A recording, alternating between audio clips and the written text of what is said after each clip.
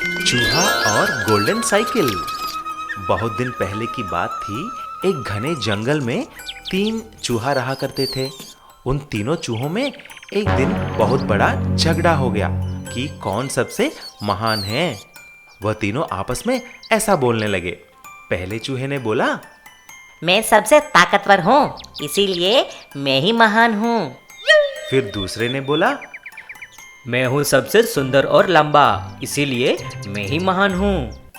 उसके बाद तीसरे चूहे ने बोला, मैं हूँ आप सबसे अच्छा, इसीलिए मैं ही महान हूँ। ये सब झगड़ा दूर में पेड़ पर बैठा एक बुढ़ी बुजुर्ग चूहा देख रहा था और उसने ऐसा बोला, देखो बच्चों, आपको आपस में ऐसा झगड़ना अच्छी बात नहीं है। आप सब मेरे पास आओ, मैं तय करूंगा कि कौन आप सब में से महान है। तभी एक चूहे ने, अरे तुम ठीक से देख ही नहीं सकते हो और तुम बूढ़े चूहा हो, तुम क्या हमको बोल रहा है? बोलो बोलो, कैसा तैर करेगा? हो, मेरे पास 3 साइकिल हैं। आप तीनों चूहे उन साइकिल्स को लेकर रेस लगाओ। जो भी जीतेगा वही सबसे महान होगा। आपको उस मंदिर तक जाके वापस आना होगा, लेकिन एक बात का ध्यान रखो, इस साइकिल की रेस में आपको शक्ति और बुद्धि का भी इस्तेमाल करना पड़ेगा। ये सुनकर सारे चूहे अपने अपने साइकिल्स को लेकर रेस के लाइन पर खड़े हो गए और बुजुर्ग चूहे ने विजिल मार के रेस को शुरू करता है। तीनों चूहे तेजी से साइकिल को चलाने लगे। एक चूहा चिंटू सबसे आगे निकल जाती है और मंदिर के पास होकर वापस आने लगता है।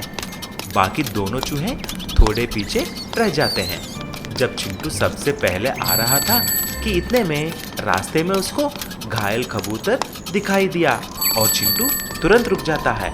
फिर चिंटू ने ऐसा सोचा, अरे इस कबूतर तो घायल स्थिति में है, मुझे कुछ करना पड़ेगा। तभी चिंटू उस कबूतर को थोड़ा पानी पिलाकर एक बंदर वैद्य के पास लेके जाता है।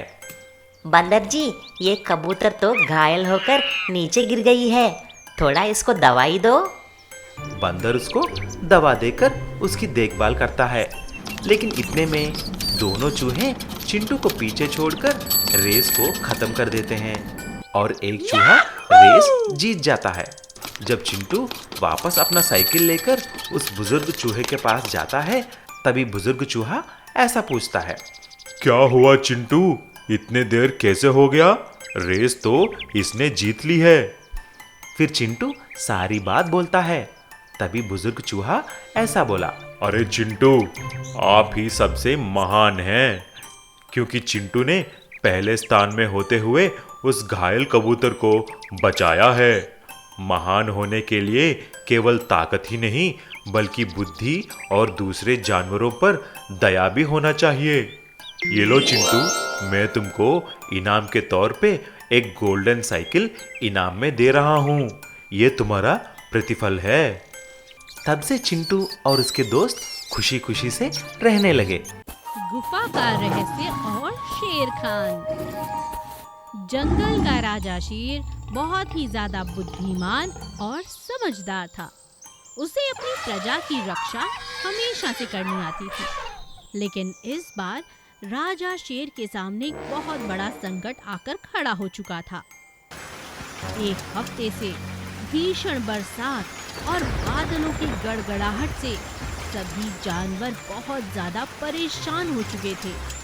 सभी जानवर जंगल में अपने अपने दोस्तों के यहाँ पर रुके हुए थे।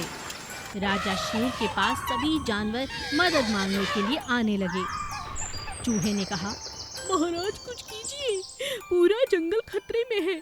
अगर इसी तरह बारिश होती रही तो हम सब बाढ़ की चपेट में आ जाएंगे। हाथी ने कहा, महाराज मेरा एक प्रस्ताव है आपके सामने।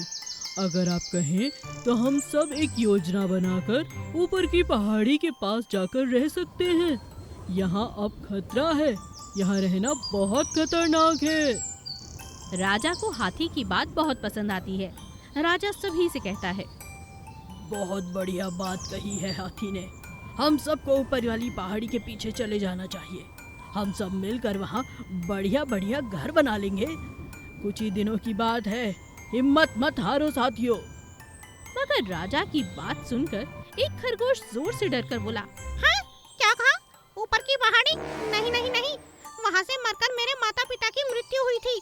वो पहाड़ी बहुत ही खुफिया है महाराज, मैं वहाँ नहीं जाऊँगा।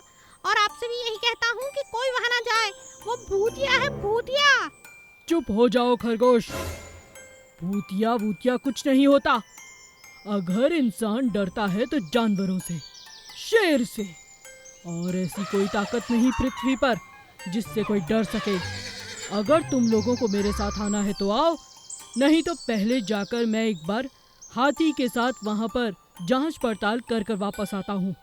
उसके बाद आप सब मेरे साथ चल सकते हैं। जी महाराज, मुझे लगता है यही सही रहेगा। जी महाराज। सभी ने खरगोश की बात पर हामी भर दी और राजा शेर हाथी को लेकर पहाड़ी के पीछे चला गया, ये देखने के लिए कि क्या सच में वहाँ पर कोई खुफिया चीज है। जैसे ही राजा और हाथी वहाँ पहुँचे तो उन्होंने हर जगह देखा, लेकिन उन्हें कुछ भी नजर नहीं आया। तभी उनकी नजर बहुत सारे हीरे, जवाहरात, सोने और चांदी पर पड़ी, जिनकी चमक से हर जगह चमक रही थी। राजा शेर ने हाथी से कहा, आज समझ में आया ये जगह कोई खुफिया नहीं, ये डकैतों के सामान रखने की जगह है। ये देखो खजाना, वो लोग लूट पाट कर कर यहीं आते होंगे और यहाँ आए हुए जानवरों को सताते होंगे। खरगोश ने बिल्कुल ठीक कहा। चलो, आज से ये जगह अब हमारे कब्जे में है। इन बंदूकों को अपने कब्जे में ले लो और सभी जानवरों को आदेश दो कि तुरंत यहाँ आ जाएं, ताकि हम अपना जीवन बचा सकें। एक बार हमें देख लिया ना तो ये डकैत यहाँ आना बंद ही कर देंगे। और ठीक ऐसा ही हुआ। राजा और जंगल के सभी जानवरों के वहां जाने के बाद उन्हें तो सुरक्षा मिली ही, साथ ही डकैतों ने उस तरफ आना भी बंद कर दिया। इस तरह एक समझदार राजा के होते हुए पूरी प्रजा को सुरक्षा मिली। एक बड़े से अमरूद के पेड़ पर गौरैया चिड़िया अपने अंडों के साथ रहती थी। एक एक करके चिड़िया के अंडे बाहर आने लगे। चिड़िया यह देखकर बहुत खुश थी। उसके प्यारे प्यारे चूजे उसे और प्यारे लगते थे। चिड़िया रोज सुबह उनके लिए खाना लेने जाती और शाम को बड़े प्यार से वह खाना उन्हें खिलाती। धीरे धीरे चिड़िया के बच्चे बड़े होने लगे और वह अपने लिए खाना भी ढूंढने लगे। कई दिन बीत जाने के बाद भी एक अंडे में से चूजा अभी तक बाहर नहीं निकला था। चिड़िया को इस बात से बहुत चिंता होने लगी और वह कोयल के पास मदद के लिए गई। बहन कोयल, बहुत दिनों से मेरे अंडे बाहर आ चुके हैं, लेकिन उनमें से एक अंडे में से चूजा बाहर नहीं आया। मैं क्या करूं? मुझे बहुत चिंता हो रही है। ऐसा तो मैंने भी कभी नहीं देखा।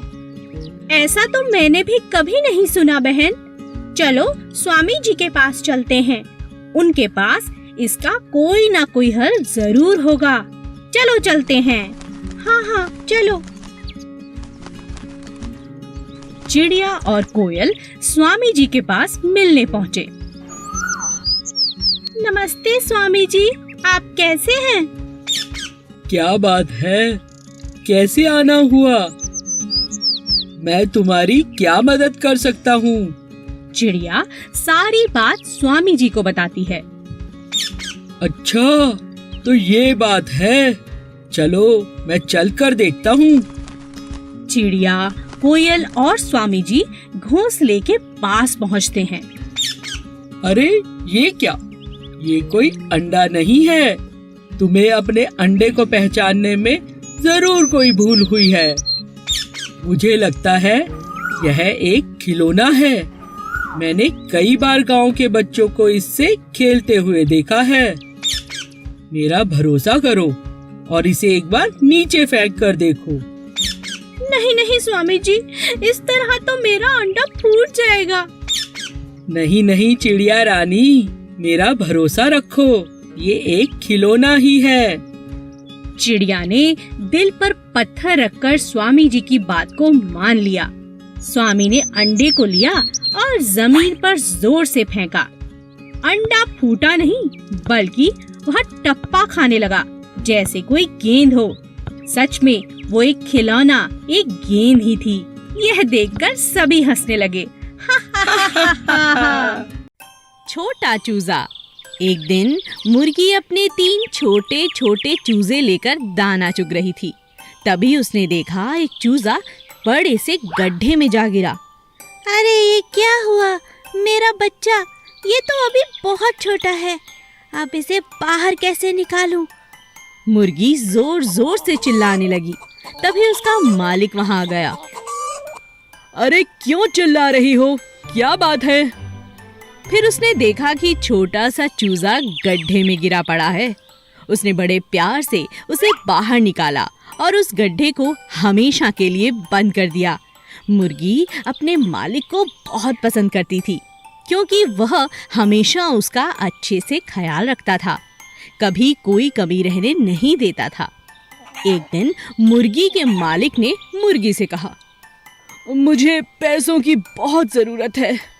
क्या मैं तुम्हारे चूजे बेच सकता हूँ? तुम्हें बुरा तो नहीं लगेगा ना?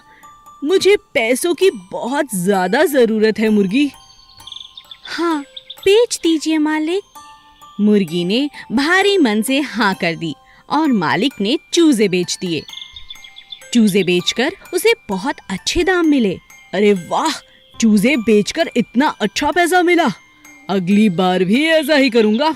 अगली बार जब मुर्गी को बच्चे हुए, तब फिर से मालिक ने कहा, मुझे पैसों की बहुत जरूरत है, क्या मैं तुम्हारे चूजे बेच दूं? मुर्गी समझ चुकी थी कि अब मालिक लालची होता जा रहा है। उसने मालिक से कहा, आप इतनी जल्दी क्यों कर रहे हैं? कुछ दिन में मेरे बच्चे बड़े हो जाएंगे और फिर उनके भी बच्चे होंगे।